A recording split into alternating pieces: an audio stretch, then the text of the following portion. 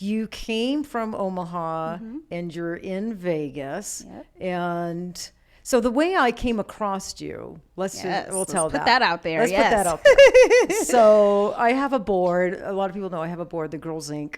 On Facebook. Board on Facebook. Yes. And I got a notice one day that there were some posts being reported. I didn't even tell you this, Olivia. Some posts being reported. And so I get on there and I was included. No. Yeah. Okay, so that has something to do with me. Yeah. So no names or no details, but I think the topic was color theory. Yes. And so someone was reporting you, and then you may have reported someone. So so I found the post and I'm reading it. And for quite some time, it wasn't snatchy and it was good, but you are definitely a very direct person. Like you don't put hearts and smiley faces. No. You do not mince your words. No. And I think Unique, sometimes people get mislabeled and misjudged if that's the way you text, right? Yeah. Because when you're texting, emailing, and it's words, there's no emotion. Sometimes get it confused. Yeah, they can't hear the tone by it. And it may not have been a tone. It may have been a pleasant tone, but you're just direct with your texting. Right. My wife can be very direct with her texting. I can relate to that too. Yes. So I'm like, honey, put hearts and smiley faces. Can you be sweet with me in these? Yes. But, and so, I'm reading everything. And then at one point, the one you were kind of going back and forth with, she made fun of your name, BrowKing. Yes. And then that's when you turned right around and threw a zinger right back at her. A dagger. Yes. And then it went a little bit deeper, and that's when I just deleted the whole thing.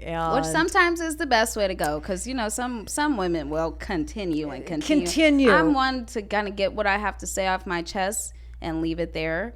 But if it comes into an argument, I will go on. As long as you will so go it just on. kind of depends on the situation. But and so and that's just your personality. And I was telling you out there, maybe 10 years ago, I was like that. And over the last 10 years, I've learned to kind of calm a little bit. Well, I've learned that there is power in calmness and mastering that. And it takes discipline and whatnot. But like I said, my grandmother is real good at that. She's like, just don't give anybody your energy. Just But they need to know. Yeah. And I love the saying, don't let a bad tenant lease space in our mind. Oh, right? That's a good one. Right. I've never heard So if you had a house and you rented it out, if they were not taking care of the house or the backyard and doing a little bit of damage or cause, you'd probably be victim. Right. But we easily allow someone to get under our skin, stay in our mind, and affect us negatively that way. But, I think like that comes with time. Kind of growth. Yeah. I'm working on me Growth, still. yeah. But never perfect. But anyway, I really didn't find anything like too offensive or nothing like that. But I'm not a hypersensitive person. Yeah, that's me too. I kind of can take it a little bit. Whereas we're in a world now where it's not so well, that's it. We're in a world, to right? Kind of, right. Sensitive. Say what you want. You know what I'm saying? You gotta kind of watch what you say. Think? Yeah.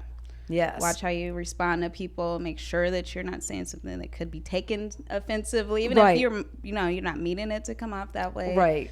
Right. So I try to watch my words. Yeah. Sometimes social media is not fair. Yeah. And with this, just the way it is right now, it's a little scary. Even sometimes, for me doing these podcasts or, going live on Instagram, it's always in the back of your mind, the way, the hypersensitivity that's out there now. Who could take something wrong, or who could slam my name because I said something they might not agree with. Exactly. So I try to pick my words carefully. Right. On my posts and like when I'm talking directly to my clients, I try to really pick my words. Pick your words, yeah. Pick my words correctly.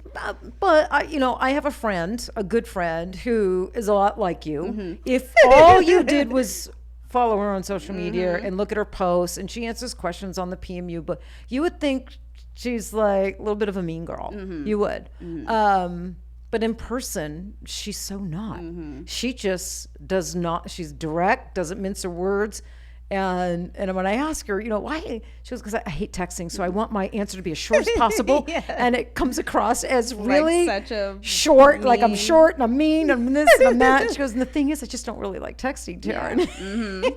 That is funny. Right. So I can look at things. And it's not her perception. Her perception to give it to you like that isn't to be mean, No, she's like, not to be mean. I'm just right. But certain people are going to take it as mean, as rude, as offensive, and then certain people just are not. Yeah. And I'm somebody that really doesn't. I try to have an expansive mind and just be open and just not be hypersensitive. True.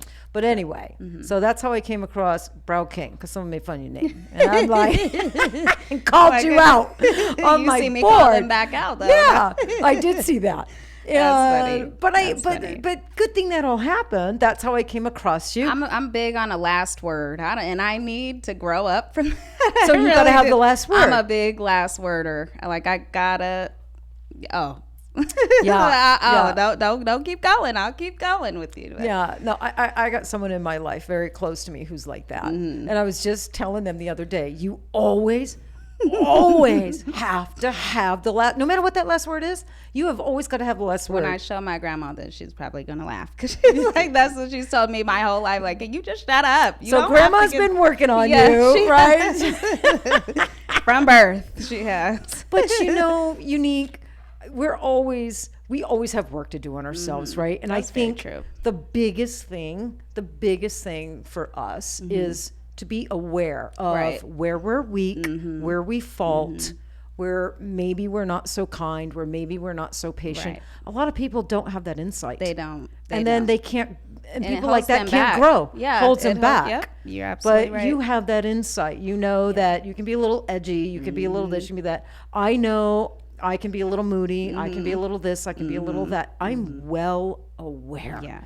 So I'm constantly working on it, Yeah, So, I had shared something on Facebook the other day, and it was regarding depression and mental illness and things that we all deal with. And it was a post that stated something like, I deal with this, and I lash out, and I might be mean to people, but as long as, and I shared it, and I was like, when you're aware of these things and you're working on them, that makes it okay for people to be around you and be comfortable with you. Right. But if you're aware of that and you're just blaming it on, I'm depressed, or I'm upset, or I didn't have it, that forces people to gravitate away from you, or to kind of distance themselves from you. So I feel like with that, it comes work on yourself too. You know what I'm saying? Knowing that you have issues. We all have issues. We all deal with things. Mental illness is really being touched on right now, and I feel like it's really important for us to kind of have those conversations, to work on that stuff. So I do too, and I've just started opening up about my struggles with my anxiety, depression. I dealt with addiction 20 years ago. So and I'm not a perfect person, and I don't think I like my wife wakes up happy. Right. She's a happy person. I think that's in her DNA, and she's wired that way. Yeah. And I just don't think I'm wired to be this really happy person. I'm not saying I'm miserable, and I don't have lots of moments of happiness and true joy, but I have to be aware. Depression and mental illness is powerful. It's powerful, and it's big in my family. It's in my family. Same. My mother, mood issues tremendously from depression. Exactly. And so they say if you have one parent that has depression, bipolar, some sort of mental illness, addiction, history of addiction. Yes, there's like a 50% chance the child will have it. If you have both parents, it's like there's almost no getting away from it. We're gonna have something that we have to deal with and be aware of.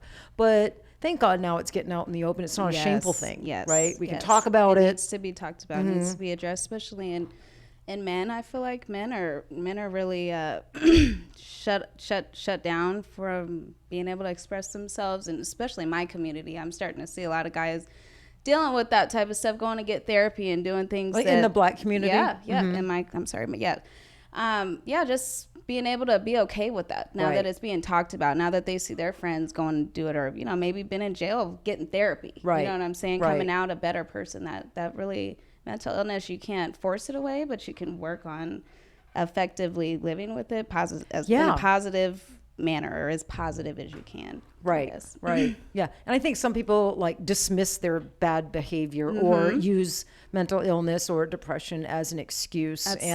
That's what will push people away. If you're dismissive of it, you think people should just accept it. You know, I don't think it's fair to the people you love. You know, it's not. Because they love the part of you that isn't depressed. You know, they love the part of you that they see when you're happy, or when you're in your, you know, your best self, I guess you could say. Yeah. So. And, you know, people like you and I, we're not always going to be our best self. Right? That's because of what we deal with. Very true. I have to apologize to my 6 and 3-year-old often. Because I'm like, listen, mommy's still growing and learning. Mommy's not perfect either. Yeah.